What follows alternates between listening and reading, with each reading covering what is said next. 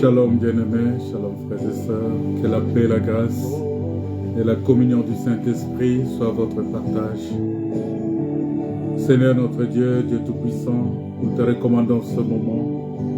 Conduis-nous encore, guide-nous, soutiens-nous parce que tu es Dieu. Que tout ce que nous aurons à faire ce soir soit pour ta gloire. Laisse que ce culte soit conduit par toi, par le Saint-Esprit, et que cela soit pour ta gloire. Au nom de Jésus, notre Seigneur et Sauveur. Amen. Jour se lever, Dieu nous a visités. Voici le temps nouveau. Chantons gloire à l'agneau. Nous recevons des Christ. C'est qui l'avait promis le Saint-Esprit là. Oh, le Saint-Esprit est là. Le Saint-Esprit est là. La mort a disparu. Oh, Dieu donne le salut. Alléluia.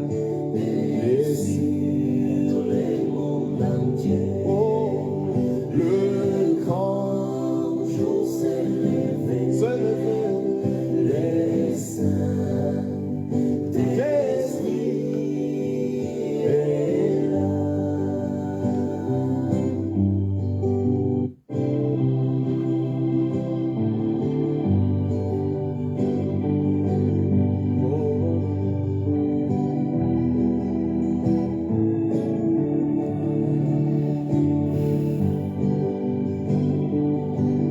Alléluia.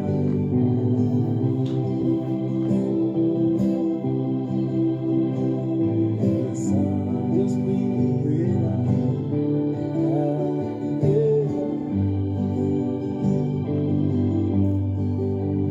Le grand jour s'est levé. Dieu nous a visités. Voici le temps nouveau. Chantons gloire à l'agneau. Nous recevons des Christ. C'est Ce qui l'avait promis le Saint-Esprit est là. Oh, Le Saint-Esprit est là. Le Saint-Esprit est là. la L'amour a disparu. oh, Dieu donne plein salut. alléluia. Et sur le monde entier, Oh, le grand jour s'est levé. Le Saint-Esprit est là.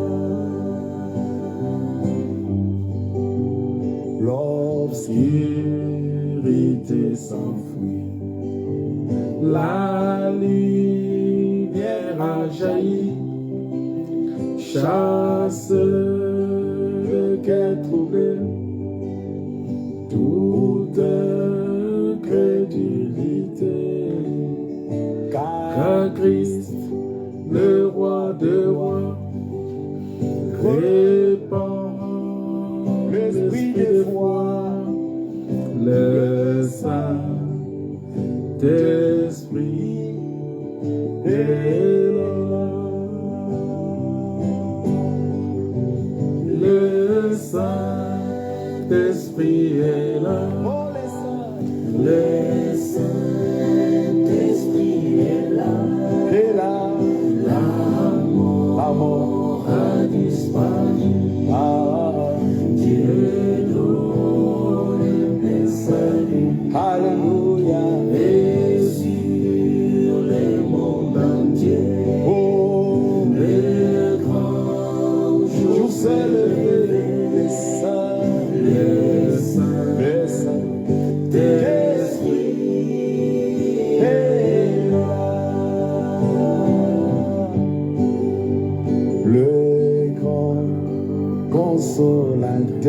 Alléluia. Viens remplir tous les cœurs, l'esprit de vérité nous met en liberté. Il ouvre les prisons, répand la guérison, le Saint-Esprit est là. Oh, les Saint-Esprit est là. Les Saints, Le Saint-Esprit est là. l'amour, L'amour a disparu. Dieu donne le salut. Alléluia. Et sur le monde entier, Oh, le grand jour s'est levé. le Saint, Le Saint-Esprit Saint-Esprit est là. Alléluia. Que Tous les rachetés chante chantent la liberté, car Christ a tout accompli. Il a donné l'esprit. Voyez trembler l'enfer, car dans tout l'univers, le Saint-Esprit est là. encore une fois, que toutes les terres, Que tout le racheté chante les libertés, Christ a tout accompli. Il a donné l'esprit. Voyez trembler l'enfer, le diable tremble, car dans tout l'univers, les Saint-Esprit est là. oh, les Le Saint-Esprit est là. L'amour a disparu. Dieu donne plein salut. Alléluia. Et sur le monde entier, Oh, le grand jour s'est levé. le Saint, Le Saint-Esprit est là. Shalom bien-aimés, shalom frères et sœurs, que la paix, la grâce et la communion du Saint-Esprit soient votre partage. Nous nous retrouvons encore ce vendredi pour partager la parole de Dieu. Nous croyons que ce Dieu-là, c'est un Dieu grand, c'est un Dieu redoutable, c'est un Dieu, c'est lui qui nous sauve, c'est lui qui nous garde, c'est lui qui est notre Père. C'est Dieu qui fait toutes choses bon à son temps, et tout ce qu'il fait, il est fait pour un but. C'est un Dieu merveilleux. Voilà pourquoi il est véritablement important qu'à chaque fois que nous nous retrouvons comme ça, que nous puissions rendre grâce à Dieu, que nous puissions bénir son saint nom. Vous savez, c'est quelque chose de très, très, très important parce que nous traversons un moment assez particulier où le monde est en train de connaître un bouleversement complet, où on ne sait pas qu'est-ce qu'on fait, on ne sait pas où on va, et c'est compliqué parce que aujourd'hui, devant des besoins spirituels de ce monde, qui est totalement en détresse, dans ce monde qui est totalement en déphasage avec la réalité, Souvent, c'est compliqué lorsque on voit comment l'homme qui commence l'amour de plus grand nombre commence à se refroidir et on voit comment la méchanceté est en train de grandir. Et aujourd'hui, tu peux avoir quelqu'un, tu n'as rien fait avec lui, mais il est là, il va se mettre justement à te créer des problèmes que tu ne sais même pas d'où ça commence. Quelqu'un qui va parler mal de toi alors que tu ne lui as rien fait. Quelqu'un qui va te détester comme ça alors que tu ne lui as rien fait. Quelqu'un qui va commencer à dire des choses sur toi alors que des fois tu ne le connais même pas. Et même cette personne qui raconte des choses sur toi, il ne te connaît même pas. Et surtout qu'on a aujourd'hui des réseaux sociaux. Les réseaux sociaux permettent à tout le monde de s'exprimer. Vous voyez? Donc, mais c'est pourquoi les enfants de Dieu doivent garder leur nature. La nature en tant qu'enfant de Dieu. Parce que si on ne garde pas cette nature-là d'enfant de Dieu, ça va être véritablement compliqué parce qu'on va se retrouver dans une situation où on ne sait pas qu'est-ce qu'on fait, où on est à un certain moment perdu. Voilà pourquoi ce matin et toute la journée, j'étais en train de partager avec les frères et sœurs sur un sujet très important où on a fait une étude sur quand Dieu s'élève. On s'est dit, mais quand Dieu s'élève, qu'est-ce qui se passe? Quand Dieu s'élève, qu'est-ce qu'on constate? Quand Dieu s'élève, on voit que la Bible dit clairement dans le livre de Psaume 68 que quand Dieu s'élève, la gloire de Dieu se manifeste. Quand Dieu s'élève, la gloire de Dieu se manifeste. Et cette gloire-là se manifeste lorsque nous laissons à Dieu le temps d'agir en nous. Parce que si nous ne laissons pas à Dieu le temps d'agir en nous, ça va être beaucoup plus compliqué. C'est pourquoi il y a beaucoup de gens aujourd'hui, on peut se retrouver dans une situation où on se pose beaucoup de questions, mais est-ce que Dieu existe réellement? Vous voyez, est-ce que Dieu existe réellement? Mais oui, Dieu existe. Dieu est là. Il y a même des gens qui posent la question, mais où est leur Dieu? Où est leur Dieu? Où est ce Dieu-là qu'ils sont en train de clamer tout le temps? Où est ce Dieu-là qu'ils prient tout le temps? Où est ce Dieu-là qu'ils servent tout le temps? Vous voyez, c'est pourquoi, bien-aimés, à un certain moment, nous devons aller dans cette dimension-là. Nous devons aller dans cette profondeur-là. Nous devons aller à la conquête de la vérité. Parce que notre objectif, c'est que nous puissions terminer notre course, que nous puissions terminer notre marche en vainqueur. Parce que si nous ne terminons pas notre marche en vainqueur, ça n'a pas de sens. Ça n'a pas de sens et ça va être quelque chose de véritablement difficile à accepter. Voilà pourquoi, si vous lisez dans la parole de Dieu, dans le livre de Nombre, chapitre 9, le verset 17, la parole de Dieu dit ceci. Quand la nuée s'élevait du dessus de la tente, les enfants d'Israël partaient. Et les enfants d'Israël campaient dans les lieux où s'arrêtait aussi la nuée. Ça veut dire que nous devons être conduits par ces signes-là. Est-ce que là où, quand je dois partir, est-ce que c'est Dieu qui me dit de partir? Quand je dois bouger, est-ce que c'est Dieu qui me dit de bouger?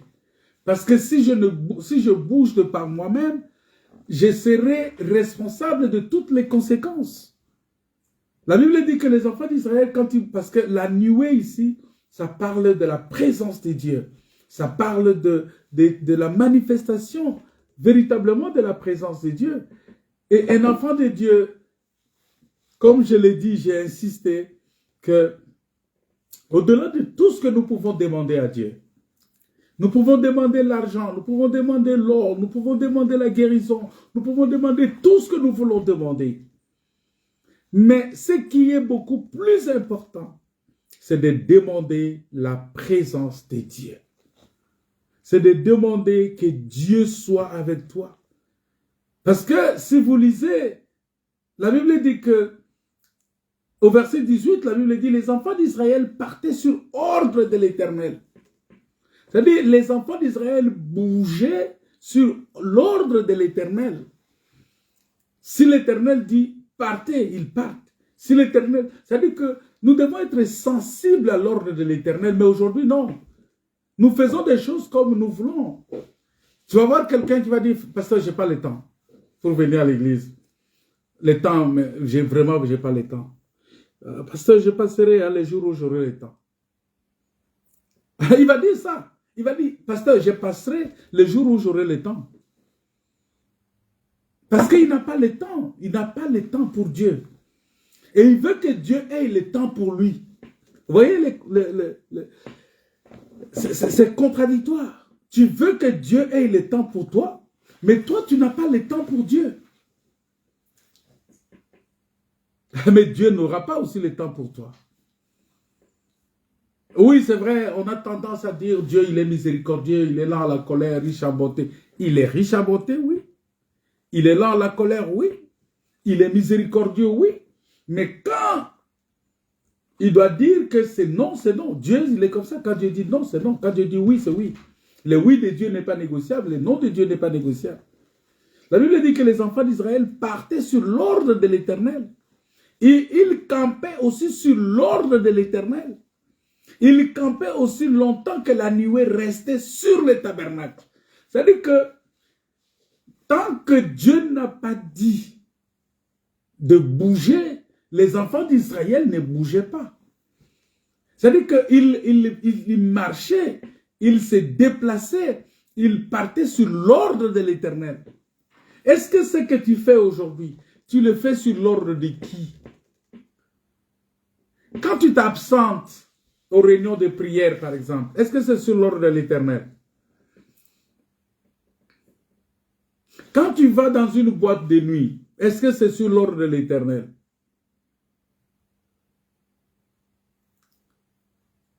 Quand tu vas faire quelque chose que toi-même tu sais faire, est-ce que c'est sur l'ordre de l'Éternel?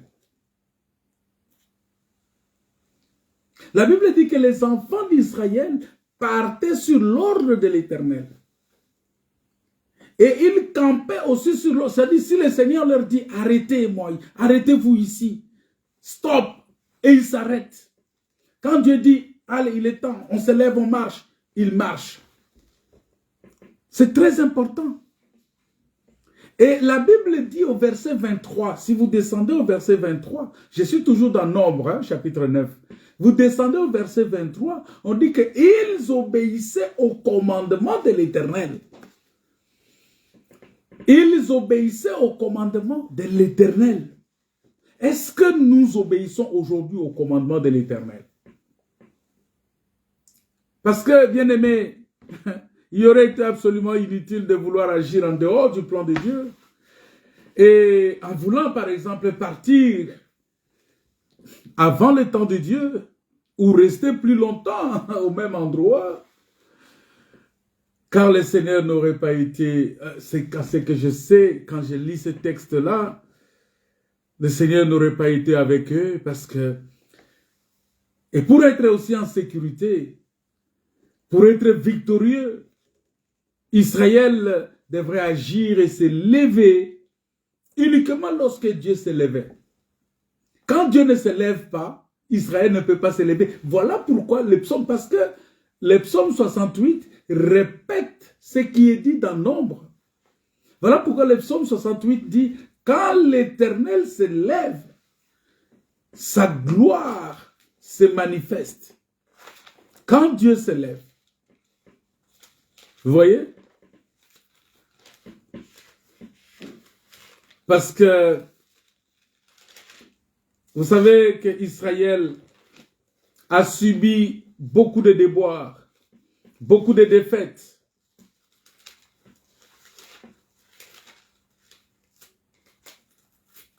Regardez même lorsqu'ils sont allés combattre Haï.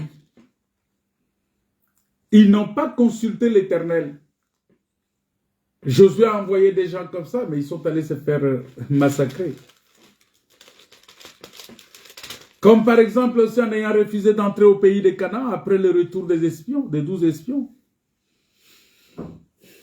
Alors que c'était le temps de Dieu, cela leur a coûté 40 années. 40 années de souffrance et la mort de tous ceux qui étaient sortis d'Égypte. Quelle tragédie! Quelle tragédie! Or, s'ils avaient obéi aux 12 espions, ah ben, ils seraient rentrés. Et que ces gens-là ne seraient pas morts. Et de même, il ne suffit pas seulement de dire, bon, écoutez, au nom de l'Éternel, je me lèverai, j'agirai. Non, mais il importe d'être aussi dans le plan et la volonté de Dieu d'abord. D'être dans le temps de Dieu. Il faut connaître le temps de Dieu, c'est très important. Ici, ça nous ramène à étudier le temps de Dieu. Parce que si tu ne connais pas le temps de Dieu, est-ce que la nuée s'est arrêtée? Est-ce que la nuée s'est levée? Est-ce que Dieu te dit de te lever, de partir? Ah, je bénis le Seigneur. Il y a une sœur qui a chanté ces cantiques-là. Elle dit, Seigneur, apprends-moi à m'arrêter lorsque la nuée s'arrête. Apprends-moi à partir lorsque la nuée se déplace. C'est très important. Il faut que nous soyons à l'écoute de la voix de Dieu. Voilà pourquoi la Bible dit dans Ésaïe 52, verset 12, que dans Ésaïe 52, verset 12, la parole de Dieu dit, ne sortez pas avec précipitation. Ne faites rien avec précipitation. Même ceux qui imposent les mains, n'imposent pas les mains à quelqu'un avec précipitation. Ne faites rien avec précipitation. Il y a des gens qui disent, non mais écoutez mon frère, des fois dans la précipitation on commet beaucoup d'erreurs. Dans la précipitation on tombe, on pense que, moi je connais des sœurs qui pensent que bon c'est fini, le temps est tellement passé qu'ils ne savent pas ce qu'ils vont devenir, peut-être bon ça va être compliqué pour eux, ils se disent bon certainement ils n'auront plus d'hommes pour les épouser, tout ça. Mais ils vont se lancer dans des histoires d'amour très compliquées de manière précipitée. Il y a même des frères comme ça qui disent « Ah, mais moi l'âge est avancé, j'ai à peine 45 ans, 50 ans, mais je suis toujours pas marié. Bon, si je vois une sœur, là, je vais prendre. » Il va tomber sur une sœur qui n'est pas en réalité sa femme. Mais par précipitation, il va tomber sur cette sœur-là. Il y a des sœurs qui tombent sur des hommes par précipitation. Et on connaît la suite. Les sœurs-là vont vivre l'enfer sur la terre. À un certain moment, l'homme va donner l'impression de quelqu'un qui aime la parole de Dieu. Mais après, c'est cet homme-là qui va commencer à te combattre pour ne pas que tu ailles prier, pour ne pas que tu lises la parole, pour ne pas que tu suives la parole, les enseignements. Ça va devenir compliqué. À l'heure du culte, c'est en ce moment-là qu'elle fait venir ses amis à la maison et tu dois rester pour s'occuper de ses amis. Vous voyez? Donc, toutes ces choses-là, ce sont des choses qu'il faut qu'un enfant de Dieu comprenne le temps de Dieu, comprenne le moment et agisse dans le temps de Dieu. Pour être dans le temps de Dieu, il faut être avec Dieu. Parce que c'est Dieu qui va te dire son temps. Il va te dire, voilà, maintenant c'est mon temps. Vous voyez? Et c'est encore valable aujourd'hui pour nous, ce texte d'Ésaïe 52. Il dit, ne sortez pas avec précipitation.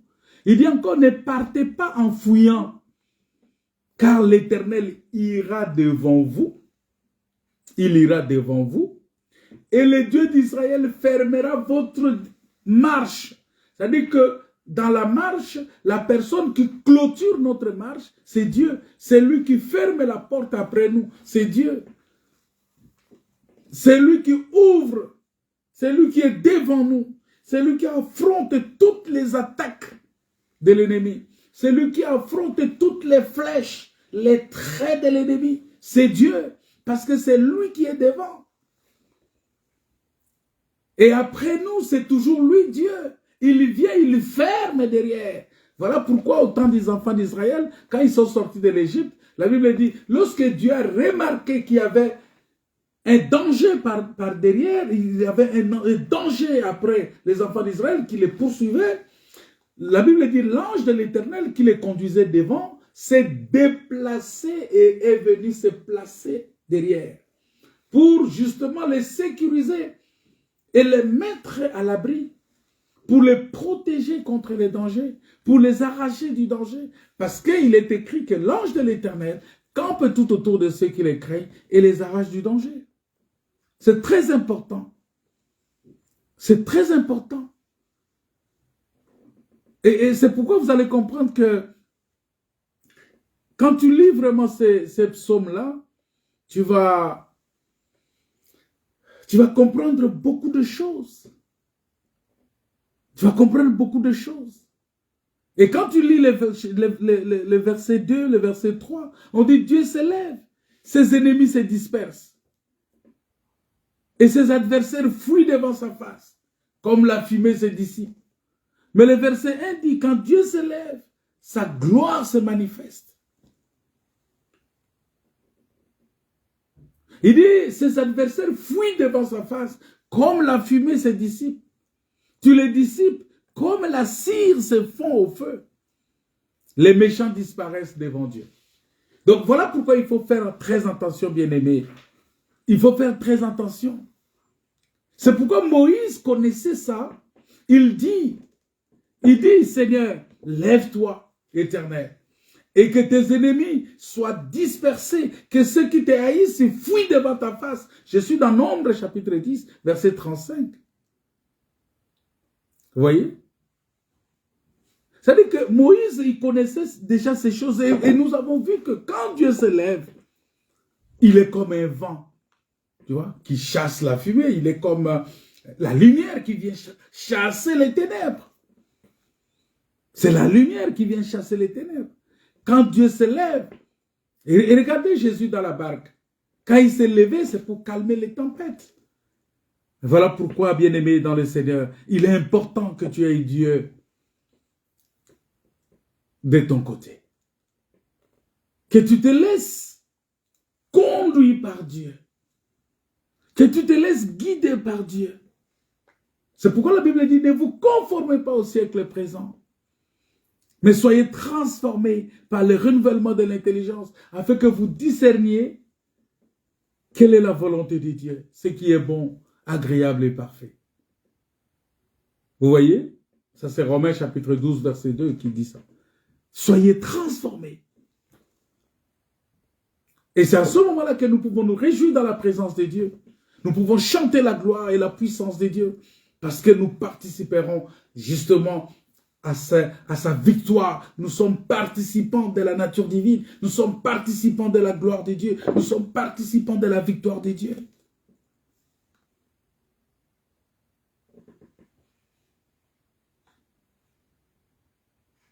C'est très important. C'est très important. C'est très important. Parce que notre Dieu, il est celui qui est notre défenseur. Il est notre Père. Il est notre Roi. Il est le Dieu Tout-Puissant. Et Moïse, il connaissait ça. Il connaissait ce secret-là. Il connaissait le secret de la présence de Dieu.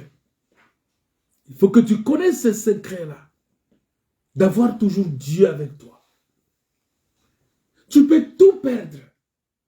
Tu peux perdre le matériel. Il ne faut pas avoir l'esprit attaché aux biens de ce monde. Parce que si tu es tellement attaché aux choses de ce monde, tu vas perdre cet instinct-là d'avoir Dieu dans ton camp, d'avoir Dieu avec toi, d'avoir Dieu qui marche avec toi. Voilà pourquoi Moïse a compris. Vous vous souvenez, bien-aimés, des paroles que Dieu avait dit à Moïse. Qu'est-ce que Dieu a dit à Moïse? Il dit dans le livre d'Exode, chapitre 33, Dieu dit quelque chose de très important. Il dit, j'enverrai. Parce que quand Israël a commis le péché, Dieu a décidé de ne plus marcher avec Israël.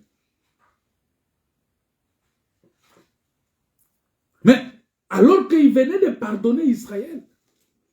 Il a pardonné à Israël son péché d'avoir fabriqué les veaux d'or. Alors Dieu va dire à Israël, il dit, mais non, j'enverrai devant toi un ange. Mais moi, je ne monterai pas. Je ne monterai point au milieu de toi. C'est-à-dire que je ne serai plus au milieu de toi. Je ne serai plus ton Emmanuel. Je ne serai plus Dieu avec toi. De peur que je ne te consume en chemin. De peur que je puisse te consumer en chemin. C'est-à-dire dans la marche. Car tu es un peuple au cou raide. Un peuple difficile. Un peuple qui est dur d'entendement. Un peuple qui a toujours des justifications. Les gens ont toujours des raisons. Quant à ce qui concerne les choses de Dieu, ils ont toujours des raisons. Quand on l'invite dans une fête de mariage, il n'a pas de raison, il va partir. Mais quand on l'invite à l'église, il a toujours des raisons. Il a toujours des arguments. Mais à une fête de mariage, il n'a pas d'argument. Il va tout faire pour s'acheter une tenue. Il va tout faire pour réserver son transport. Il va tout faire. Même s'il était dans une situation où on dit, non, il va tout faire pour être là. Parce que pour lui, c'est le plus important. À un rendez-vous de ce monde, il va tout faire pour être. Mais au rendez-vous de la parole, il trouvera toujours des raisons pour s'absenter. Il trouvera toujours des raisons pour ne pas être là. C'est ça le peuple au cou raide. Mais écoutez la réponse de Moïse. Quand Dieu a dit, je vais envoyer seulement mon ange qui va marcher avec vous. Écoutez la réponse de Moïse. Moïse dit, si tu ne marches pas toi-même avec nous, ne nous fais point partir d'ici. C'est-à-dire que la nuée ne se lève pas. Si tu ne marches pas avec nous, ne nous ordonne pas de partir d'ici. Parce qu'on ne peut pas partir d'ici sans toi. Comment sera-t-il donc certain que j'ai trouvé grâce à tes yeux, moi et ton peuple? Si réellement on a trouvé grâce à tes yeux, Seigneur, ne serait-ce pas quand tu marches avec nous et quand nous serons distingués, moi et ton peuple, de tous les peuples qui sont sur la face de la terre. Ah, cette parole-là a touché Moïse. C'est dans Exode 33, les versets 2 à 3, mais tu sautes encore, tu prends les versets 15 à 17. Écoutez la réponse de Dieu. L'Éternel dit à Moïse, d'accord. D'accord, je ferai ce que tu me demandes, car tu as trouvé grâce à mes yeux, et je te connais par ton nom.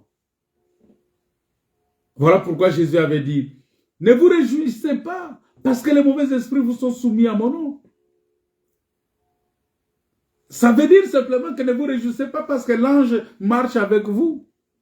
Mais réjouissez-vous de ce que vos noms sont écrits dans le livre de vie. C'est-à-dire que lorsque le nom est écrit dans le livre de vie, c'est que Dieu te connaît par ton nom. Mais pour que ton nom soit écrit dans le livre de vie, mes frères, il faut être soumis, il faut être obéissant, il faut être celui qui obéit à la parole de Dieu. Il y a beaucoup de il faut. Voilà pourquoi c'est important pour nous de comprendre ces choses-là. Dieu a dit, je te donnerai tout ce que, je ferai tout ce que tu demandes. Pourquoi? Parce que Dieu marche avec ce peuple-là. Parce que Dieu marche avec ce peuple. Voilà pourquoi, bien-aimés, lorsque nous sommes là pour partager la parole de Dieu, nous voyons que le Seigneur, on était en train de parler de cet homme. Parce qu'on vit aujourd'hui dans des moments aussi les moments difficiles, les moments compliqués, avec autant de besoins spirituels, avec autant de problèmes, autant de soucis. Mais quel est cet homme-là qui commencera l'attaque contre l'ennemi? On cherchait cet homme-là, on n'a pas trouvé. En n'ayant pas peur de moquerie. Cet homme-là qui va refuser les compromis. Cet homme-là qui sera un exemple. Ça dit que c'est lui qu'on va établir chef. Ah. Cet homme-là, c'est un homme qu'on va établir chef. Parce que le chef doit être un exemple pour les autres. C'est lui qui a la capacité de vivre dans la pureté selon la parole de Dieu. Dans la sanctification selon la parole de Dieu. Et qui est prêt à payer le prix. Il faut être un chef. Voilà pourquoi on avait vu. On a vu avec vous que pour être un chef et juge, parce que Moïse, lorsqu'il est allé, il a trouvé les deux frères en train de se battre. Il a dit, mais pourquoi vous vous battez? Pourquoi? Et l'hébreu va lui dire, mais qui t'a établi juge? Qui t'a établi chef et juge sur nous? On avait lu ça dans Exode chapitre 2, verset 14. Qui t'a établi juge et chef sur nous? Et nous avons vu que pour être chef, il faut avoir ces qualités, certaines de ces qualités. On peut peut-être les résumer à 5, mais il y en a beaucoup. Il y en a beaucoup. Et nous avons vu que un chef, c'est celui qui doit avoir le médicament. Qui doit être en mesure de guérir ceux qui ont le cœur brisé. Un chef doit être celui qui est capable de revêtir les gens. C'est-à-dire qu'il vient, il trouve que les gens sont nus, il doit leur donner, apporter la solution. Ils sont dans la honte, il doit leur donner les vêtements. Un chef, c'est celui qui vient aussi avec le pain. Voilà pourquoi vous comprendrez que dans le jardin d'Éden, lorsqu'il y a eu décadence, lorsque l'homme a péché, parce que je vais vous dire que quand la parole de Dieu dans Genèse, chapitre 1, verset 26, dit que faisons l'homme à notre image. On va lire ça. Il dit, faisons l'homme, Dieu dit, faisons l'homme à notre image selon notre ressemblance, pour qu'il domine sur les poissons de la mer, sur les oiseaux du ciel, sur les bétails et sur toute la terre, sur toutes les bestioles qui fourmillent sur la terre. La Bible dit, Dieu créa les humains à son image, il les créa à l'image de Dieu. Il créa l'homme et la femme. Vous voyez? Ici, quand Dieu dit que Dieu a créé l'homme à son image, l'homme est esprit ici. Ici, l'homme est esprit. Et ici, l'homme n'a pas de sexe en ce moment-là. Parce que quand Dieu a créé l'homme et la femme, les deux esprits-là n'avaient pas de sexe. C'est ça, l'homme et la femme. Dieu créa l'homme et la femme. Les deux n'avaient pas de sexe. Vous devez bien comprendre. Et ici, en ce moment-là, l'homme n'a pas encore reçu la mission de travailler. Parce qu'ils étaient à l'image de Dieu, à la ressemblance de Dieu. Et puis ici, en ce moment-là, c'est Dieu qui travaille. C'est Dieu qui travaille dans l'homme. Et la femme était cachée dans l'homme en ce moment-là. Mais spirituellement, la femme était là. Dieu voyait la femme. Dieu voyait aussi l'homme. Parce qu'en ce moment-là, ils étaient des esprits. Parce que la Bible dit dans le livre de Job qu'en réalité, l'homme, c'est l'esprit. En ce moment-là, ils étaient esprits. Ils n'avaient pas de chair. Maintenant, la deuxième phase, c'est que Dieu va former l'homme maintenant, qu'il a créé. Vous voyez? Dieu va former l'homme. Et il va le former de la poussière de la terre. C'est en ce moment-là que Dieu va donner le sexe à l'homme.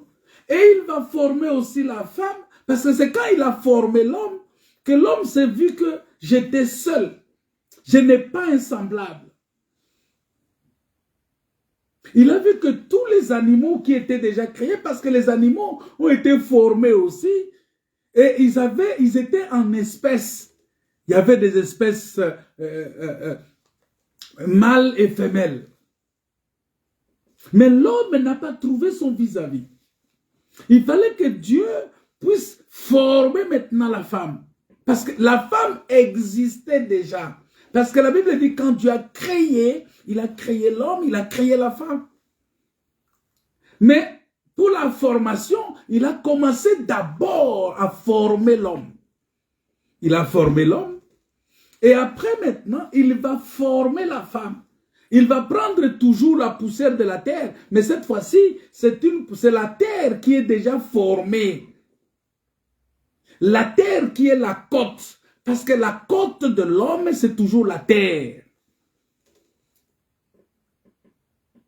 Et c'est avec ça que Dieu va former maintenant la femme.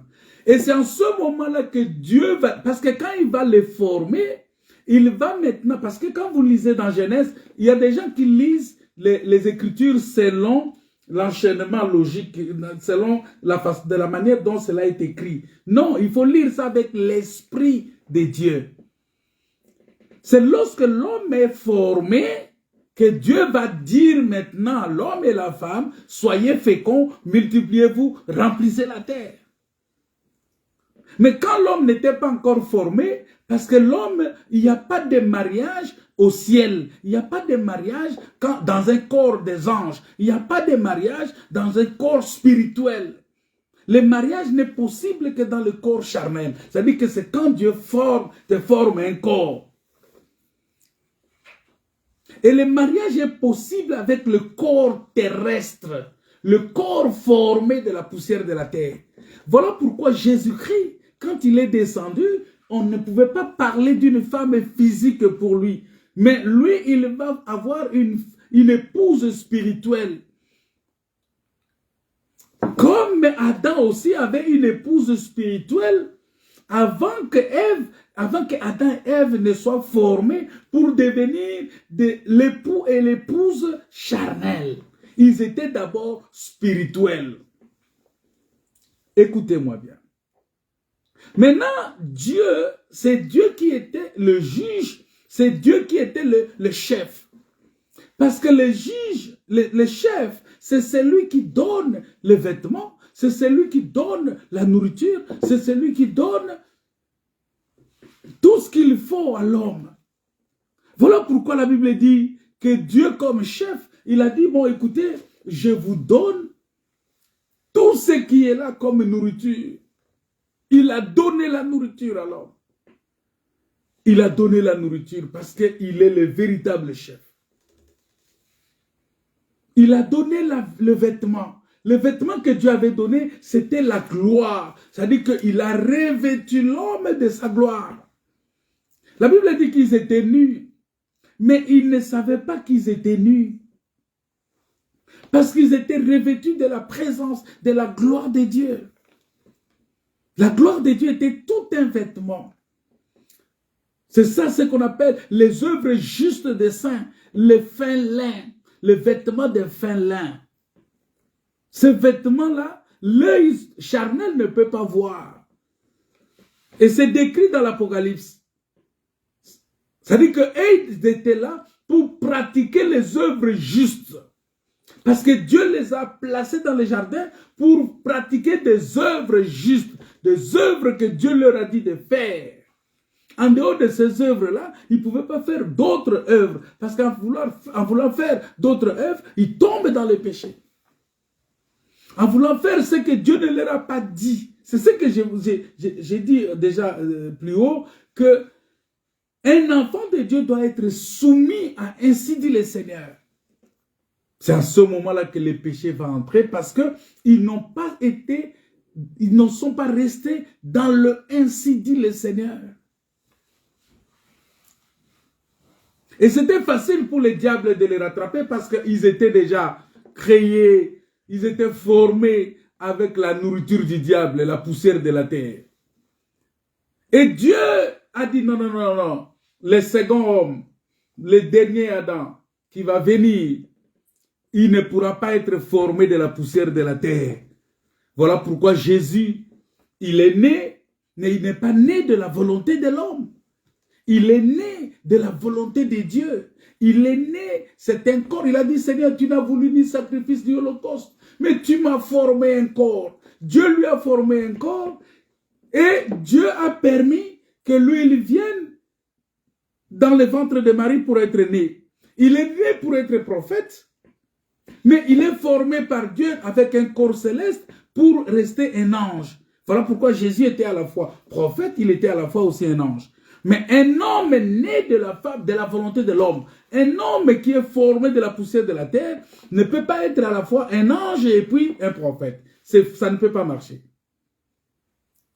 Écoutez bien ça. Voilà pourquoi vous allez comprendre plus tard que Dieu va former à Christ un corps. Ce corps-là pouvait lui permettre de manger avec les gens.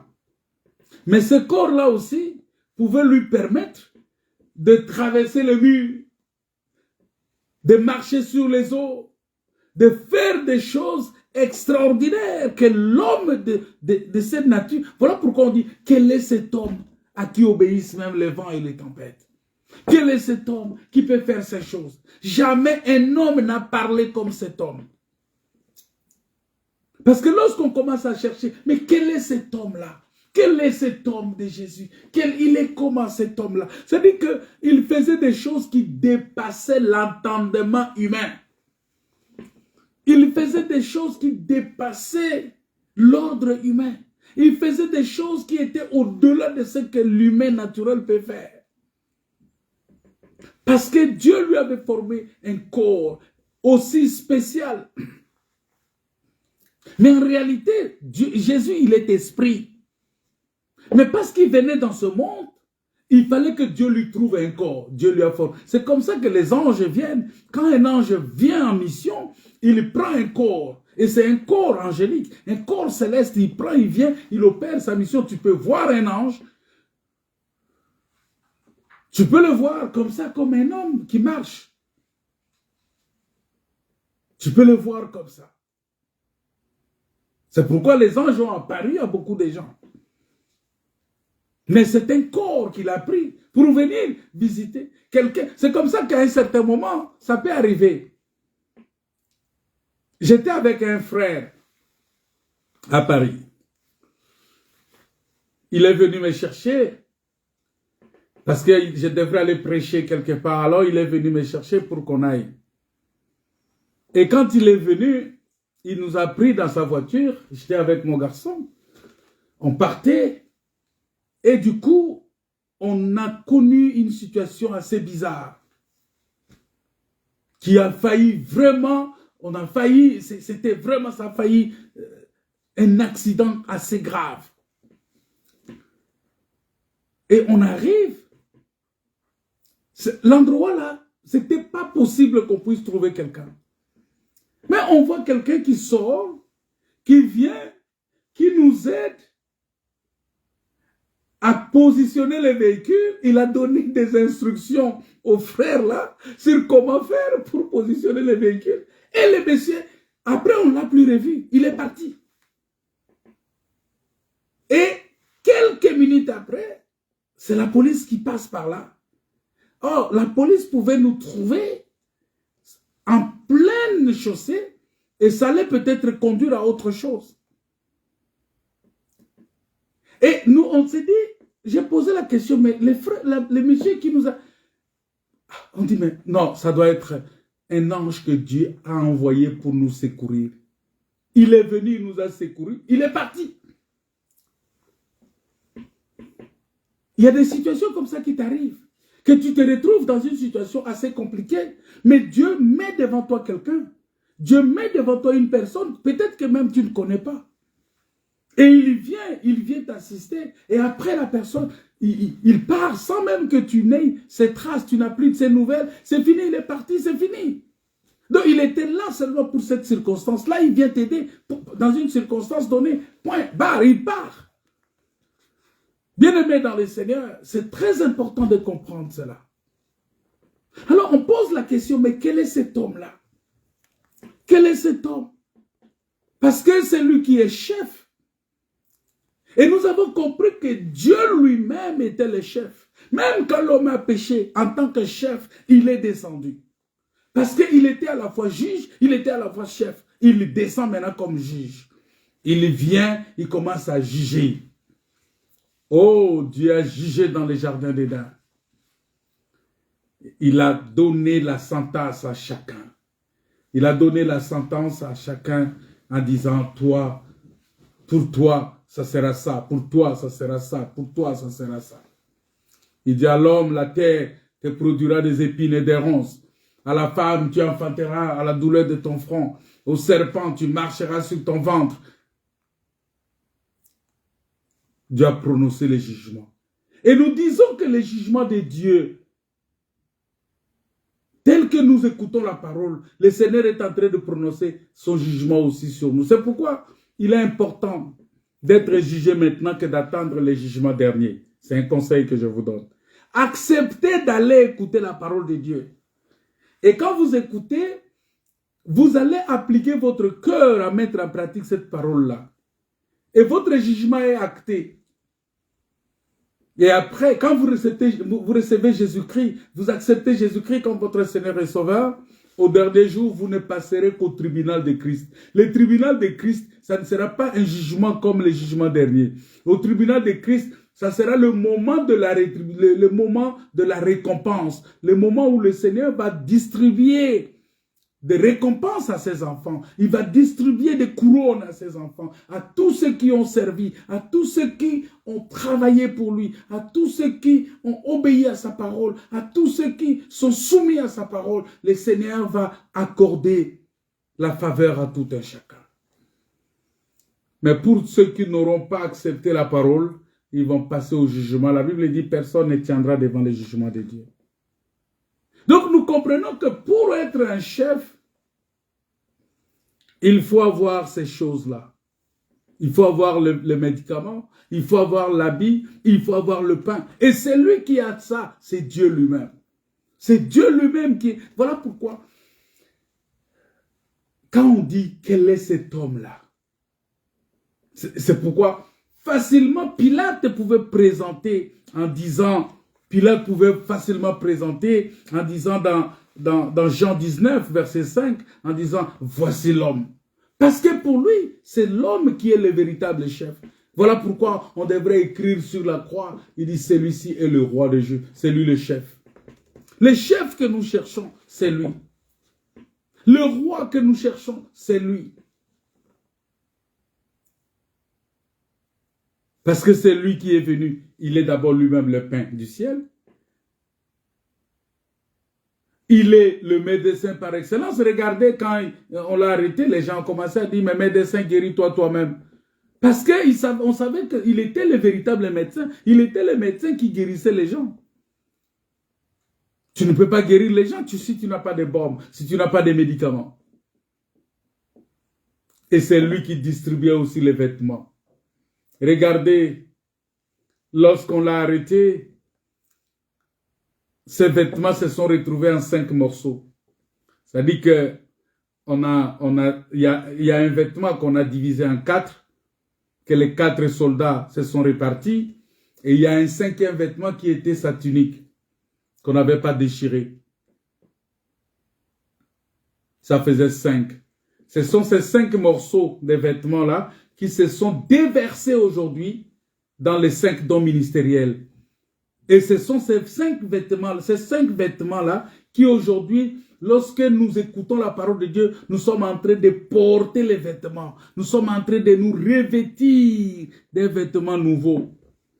Nous sommes en train de porter les vêtements. C'est-à-dire que c'est exactement comme ce qui s'était passé dans les jardins d'Éden. C'est-à-dire que quand nous écoutons la parole de Dieu et nous acceptons la parole de Dieu, Dieu vient enlever nos vieilles vêtements les vêtements que nous nous sommes confectionnés nous-mêmes, les vêtements que nous avons portés, c'est ce qu'on appelle la vieille nature. Dieu vient nous déshabiller, nous dépouiller des vieilles natures pour nous revêtir maintenant de la nature de Christ, pour nous revêtir maintenant de la parole de Dieu, pour nous revêtir maintenant du Saint-Esprit. Voilà pourquoi il dit, n'allez pas comme ça, jusqu'à ce que vous soyez revêtus. Il dit, revêtez-vous de Christ. Soyez revêtus de Christ, parce que c'est Christ notre vêtement aujourd'hui. Et lorsque Dieu descend, c'est la première opération qu'il doit faire, en tant que c'est lui qui doit nous revêtir, parce que les vêtements couvrent la honte. Ce n'est pas comme les vêtements que les gens portent aujourd'hui. Tu t'habilles très mal, après tu dis, oh ne me jugez pas à cause de mes vêtements, mais ton vêtement, déjà ton vêtement même te juge, ce n'est pas nous, c'est ton vêtement. Moi je connais une sœur qui était venue avec une jupe très courte. Elle est venue s'asseoir, mais elle-même était en difficulté pour s'asseour. Elle commençait à tourner comme ça, jusqu'à chercher à cacher, à couvrir. Elle voulait prendre elle prend un petit morceau ou les papiers, les serviettes là, et met là sur ses genoux pour couvrir ses genoux. Mais tu savais que tes genoux vont être dehors. Tu savais que tes jambes vont rester dehors. Mais pourquoi tu t'es mis dans une tenue pareille? Tu savais que ton dos est dehors. Tu viens avec un vêtement dos nu et tu commences à... Toi-même, tu deviens mal à l'aise. Le vêtement, ça parle de la dignité de la personne qui la porte. Voilà pourquoi, bien-aimés dans le Seigneur, nous devons faire très attention. Et Jésus-Christ, c'est celui qui est venu nous revêtir des vêtements dignes. C'est lui le véritable chef. Parce qu'un chef, c'est celui qui a les vêtements. Un chef, c'est celui qui a les médicaments. Mais un chef aussi, c'est celui qui a le bâton. Ta houlette et ton bâton me rassurent. Voyez le rôle du berger. Parce que le berger, il est le chef du troupeau. Il est le chef de la bergerie. Et l'Éternel est mon berger. Voilà pourquoi son bâton et sa houlette me rassurent. C'est-à-dire que quand j'ai un Dieu, quand c'est Dieu qui est mon chef, son vêtement me rassure, son bâton me rassure.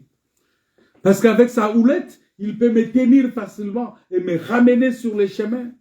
Avec son bâton, il peut me redresser facilement. Il peut dire, non, non, non, non, ne va pas là-bas, allez, reviens, reviens. Vous voyez comment les bergers font. C'est très important. Si tu as un chef. Voilà pourquoi nous disons aussi que quand tu veux être un ministre de la parole, il est aussi comme le chef de peuple.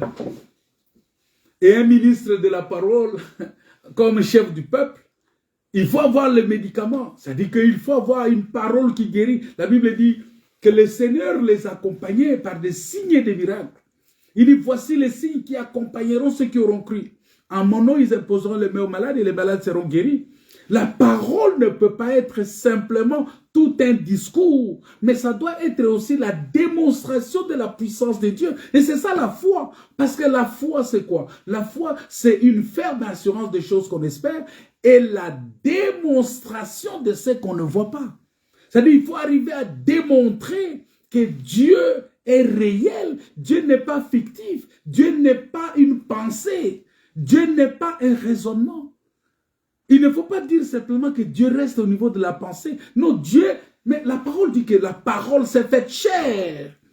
Au commencement était la parole était avec Dieu, la parole était Dieu, mais la parole est devenue chair. C'est-à-dire qu'il faut que la parole devienne chair, devienne la nourriture, devienne un corps. Il faut que la parole prenne corps. Voilà pourquoi, en tant que ministre de la parole, nous devons démontrer aussi la puissance de Dieu. S'il y a des malades, on prie pour eux. Mais ce n'est pas en allant... C'est-à-dire que nous, les miracles accompagnent la parole. Ce n'est pas la parole qui accompagne les miracles. La Bible dit, le Seigneur confirmait leur parole par des signes et des prodiges. Vous voyez?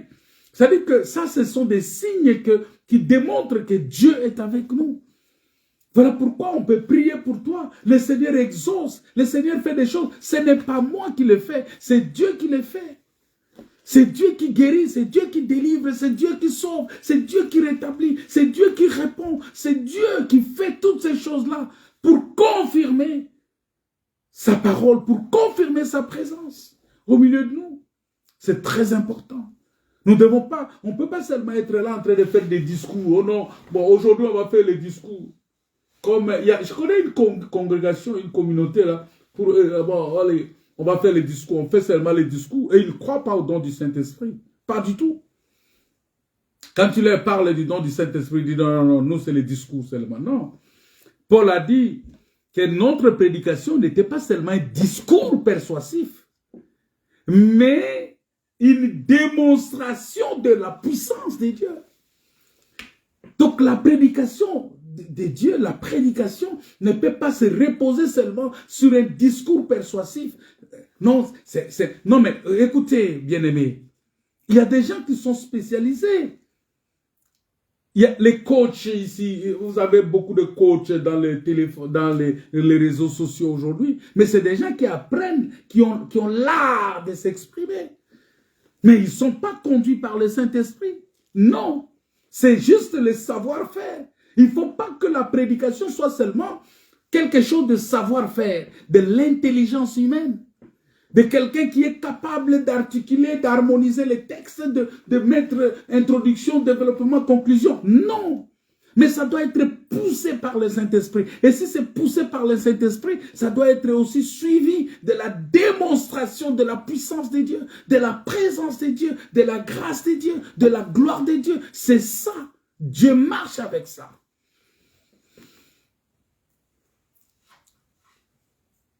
Les ministres aussi comme chefs du peuple.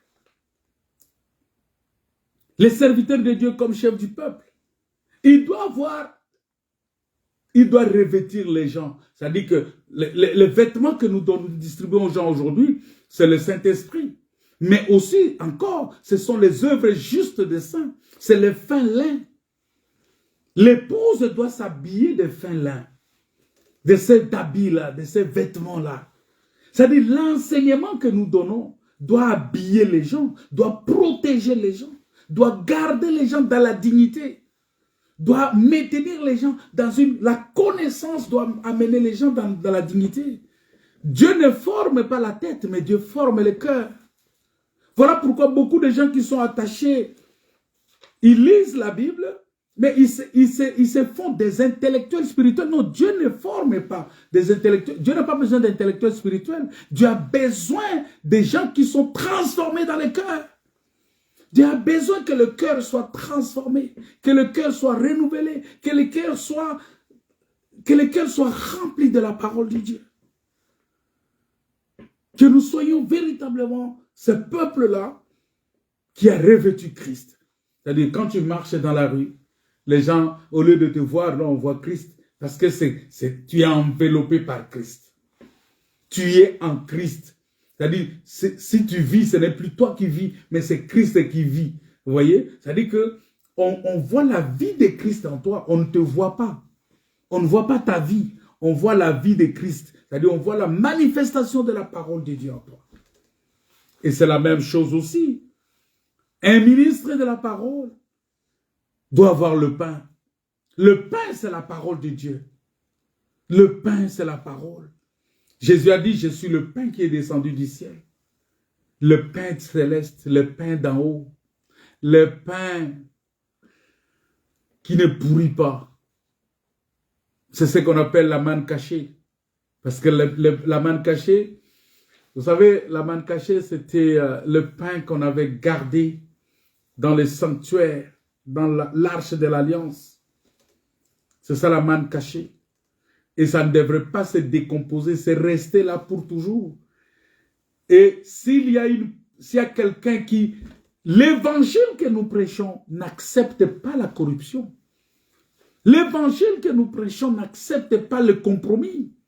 Il y a beaucoup de gens aujourd'hui qui ont fait des alliances charnelles, qui ont fait des compromis, des alliances charnelles. Non, il faut éviter ça. Oh non, mais parce que oh, les autres églises aussi les font, bon, nous aussi on doit faire. Non, nous on ne fait pas par rapport aux autres églises, aux autres assemblées, aux autres communautés. Non, nous on les fait parce que la parole de Dieu nous dit de le faire. Si ce n'est pas la parole, on ne le fait pas. Un point trait.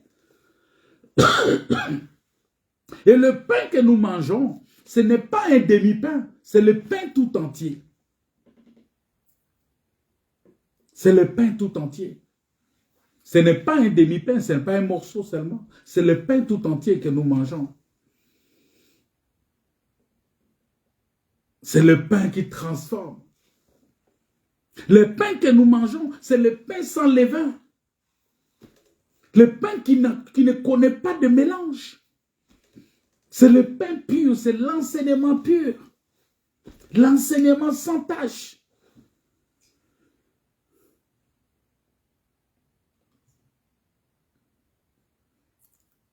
Un ministre de la parole aussi doit avoir la verge.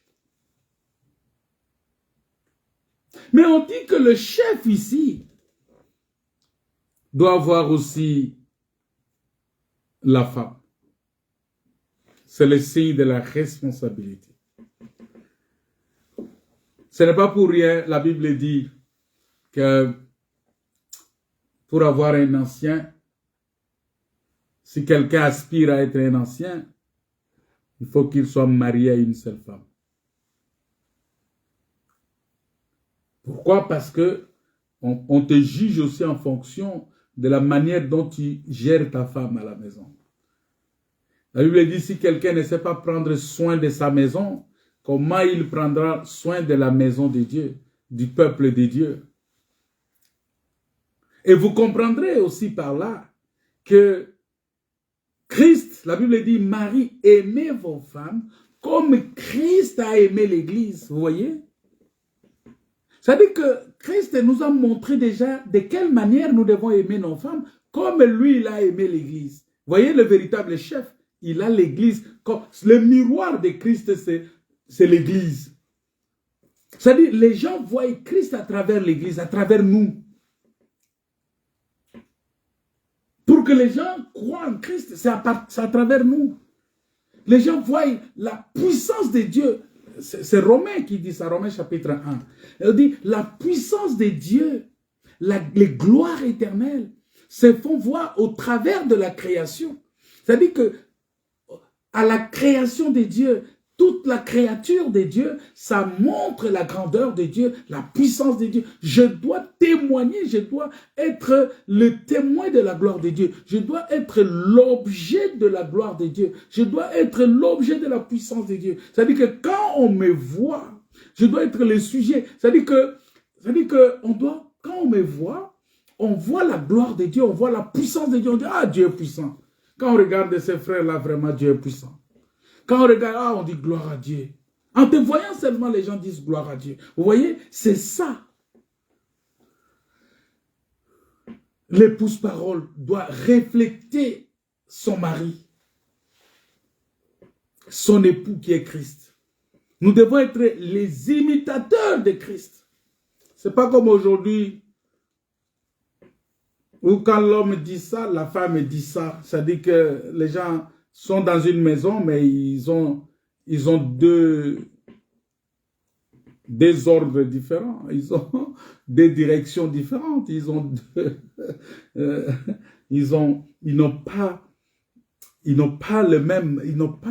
pas guidés par le même idéal. Ils ont des idéaux dans une même maison, l'homme et la femme. Voilà pourquoi la Bible dit que l'un sera pris, l'autre sera délaissé. Bon, je ne vais pas rentrer là-bas, c'est une autre histoire. Mais je voudrais seulement dire, bien-aimés, je voudrais seulement vous dire que, tel que nous sommes là, le Seigneur veut que nous soyons réellement à son image et à sa ressemblance. Et la personne, le véritable chef aujourd'hui, notre chef, c'est celui qui est la solution à tous les problèmes. C'est celui qui est capable.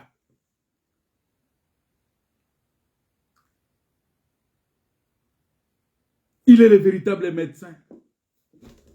Parce que pour être un médecin, il faut avoir le médicament. Et vous savez que le péché est une maladie. Le péché est une maladie. Et le médecin, c'est Christ. Le sauveur du péché. C'est lui qui est venu nous sauver du péché. Dieu a dit, c'est lui qui sauvera son peuple. Il est le sauveur, il a en même temps les médicaments qu'on appelle le baume des Galades, selon Romains et selon Jérémie, je pense, chapitre 8, quand vous lisez là-bas, vous allez voir qu'on l'appelle, il est aussi le baume des Galades. Mais nous sommes des pécheurs, nous sommes malades, et ce sont les malades qui ont besoin de médecins. Voilà pourquoi la femme à la perte du sang, elle l'a cherché partout, elle a vu les médecins de ce monde. La réalité, c'est que la maladie de cette femme-là, c'était une maladie spirituelle. Que l'homme de ce monde ne pouvait pas guérir. Parce que les maladies qui sont spirituelles, ils ne sont jamais guéris par les médecins. Les péchés, un médecin qui a étudié la médecine ne peut pas guérir quelqu'un du péché. Il n'y a que Jésus-Christ qui est mort à la croix. Il n'y a que le sang de Jésus qui peut nous purifier, qui peut nous guérir, qui peut nous délivrer. Et le pain que nous devons manger, il faut faire attention, la Bible dit, l'homme ne vivra pas de pain seulement, mais de toute parole qui sort de la bouche de Dieu. C'est Matthieu chapitre 4 et 4. Donc le véritable pain, c'est la parole de Dieu. C'est la parole de Dieu. Et il n'y a que Dieu qui peut sauver par sa parole. Et pour produire les bonnes œuvres ne sont produites que par la parole. En dehors de la parole, tu ne peux pas produire les bonnes œuvres. Voilà pourquoi vous allez voir que Moïse était cet homme-là, mais rejeté par ses frères, mais qui plus tard va revenir, il va devenir chef. Jésus-Christ a été rejeté par ses frères, mais qui plus tard, on va le prendre, ses frères vont revenir encore pour qu'il puisse régner sur eux. Parce que le chef, qui est celui qui doit vraiment nous guider, qui doit nous conduire, laisse-toi conduire par Dieu. Laisse que la présence de Dieu soit avec toi, que Dieu soit avec toi, que Dieu te conduise, que Dieu te dirige, que tu apprennes à regarder, est-ce que la nuée s'est arrêtée? Est-ce que la nuée s'est mise en marche? Parce que si la nuée ne s'est pas mise en marche, alors ne pars pas. Si la nuée ne s'est pas déplacée, si la nuée n'a pas bougé, comme Moïse a dit, Seigneur, si toi-même tu ne marches pas avec nous, ne nous ordonne pas. La Bible dit qu'il partait sur l'ordre de l'Éternel, il campait sur l'ordre de l'Éternel et il obéissait au commandement de l'Éternel. C'est ça la vraie nature. Nous devons obéir aux ordres de l'Éternel. Nous devons obéir à la parole de Dieu. Nous devons être attentifs à la parole de Dieu. Nous devons aimer la parole. Aimer être dirigé par Dieu. Aimer être dirigé par la parole. Si nous voulons être vainqueurs, si nous voulons bien arriver, si nous voulons que notre parcours soit bien suivi, soit bien protégé, nous devons vivre selon la gloire de Dieu. Voilà pourquoi, bien-aimés, il est important. Il est important que nous puissions comprendre ces choses parce que si nous comprenons cela, ça va nous aider, ça va nous soutenir. Dieu va être avec nous, Dieu va nous garder, Dieu va nous protéger parce qu'il est notre Dieu. Nous allons prier le Seigneur.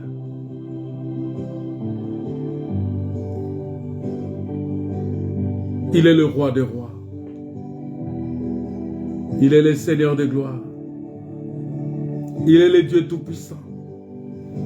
Acceptez que ce chef-là, cet homme-là, puisse te conduire. Acceptez que cet homme-là puisse te diriger, le Saint-Esprit. Que tu sois dirigé par Dieu, par le Saint-Esprit. Le grand jour s'est levé. J'aimerais que tu pries en ce moment. À visiter. Voici le temps nouveau. Chantons gloire à l'agneau. J'aimerais que tu pries maintenant. Que tu recommandes ton sort à l'Éternel maintenant. Que tu lui dises, Seigneur, je veux que tu marches avec moi. Et qu'il te réponde maintenant que oui, je ferai tout ce que tu me demandes. Je veux que tu reçoives cette réponse-là maintenant. Qu'est-ce que tu veux demander à Dieu maintenant? On a lu ça dans le livre d'Exode, chapitre 33. Dieu a dit que je ferai tout ce que tu me demandes.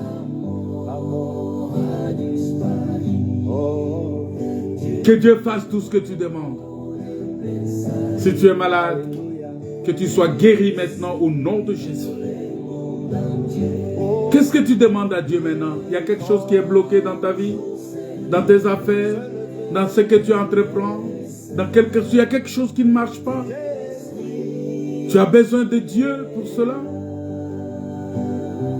Tu as consulté le monde et tu n'as pas trouvé de solution. Mais Dieu aujourd'hui est la solution à ces problèmes-là. Il est la réponse à ces problèmes-là. Seigneur Dieu Tout-Puissant, ma prière est que tu répondes favorablement.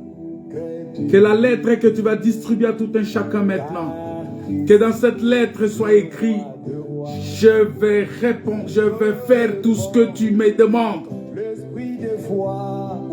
Que tu répondes à chacun de nous maintenant en disant, je ferai tout ce que tu me demandes. Parce que ce peuple, c'est un peuple que tu as agréé. Tu l'as agréé par le sang de Jésus. Tu l'as agréé par le sacrifice de la croix. Nous sommes agréés de Dieu. Nous sommes ce peuple-là en Christ. Là où tu as mis toute ton affection, Seigneur. Alléluia. Agis en toute puissance. Manifeste ta puissance et ta gloire. Guéris ceux qui sont malades. Délivre ceux qui ont besoin de toi. Tous ceux qui dorment avec des cauchemars. Tous ceux qui dorment avec des maris de nuit. Avec des femmes de nuit.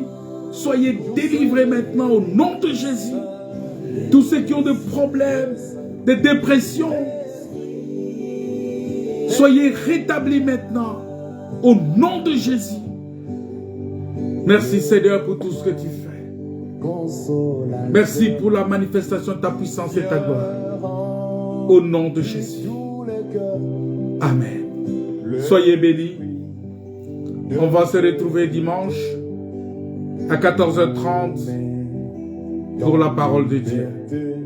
Que Dieu vous bénisse. Que Dieu vous comble de sa grâce. Que le Seigneur soit votre Père, votre Dieu et notre Dieu. Qu'il soit béni. N'oubliez pas, si vous pensez que ce message est important pour les autres personnes, envoyez les liens à d'autres personnes pour qu'ils puissent aussi les écouter. Que Dieu vous bénisse. Que Dieu vous comble de sa grâce. Au nom de Jésus. Amen.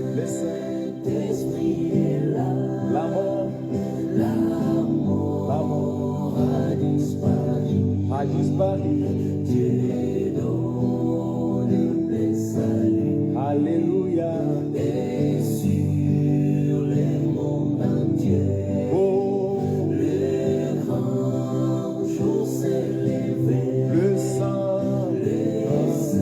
Le Saint-Esprit est là.